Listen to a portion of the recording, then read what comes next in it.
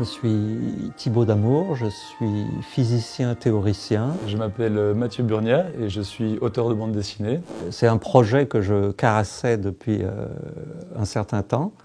J'avais même rencontré Möbius pour discuter, d'essayer d'expliquer la physique moderne. En fait, moi, je m'intéresse à la physique quantique depuis un petit temps et je croyais m'y connaître, mais je n'avais pas encore rencontré Thibaut Damour. Et en fait, tout simplement, un jour, je l'ai écouté à la radio. Je lui ai envoyé un mail le jour même pour lui demander des conseils pour faire une BD là-dessus.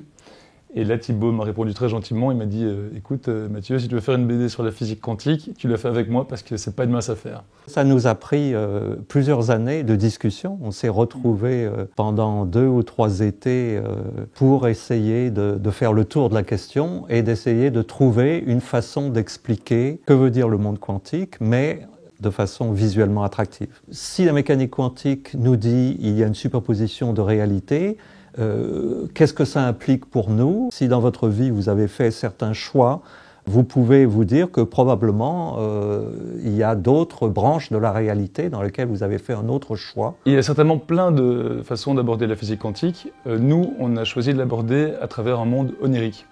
Pour la simple raison que Thibaut est un scientifique qui est très à cheval sur les faits historiques et les faits scientifiques.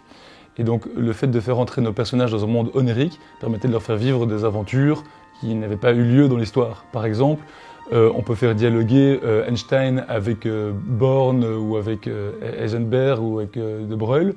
Pour éviter d'avoir une vision purement New Age ou qui pourrait paraître totalement folle de dire mais qu'est-ce que c'est que ça de fumistes qui nous disent superposition d'ondes, il fallait exposer pas à pas comment a été découvert le monde quantique et ce dont on est absolument sûr.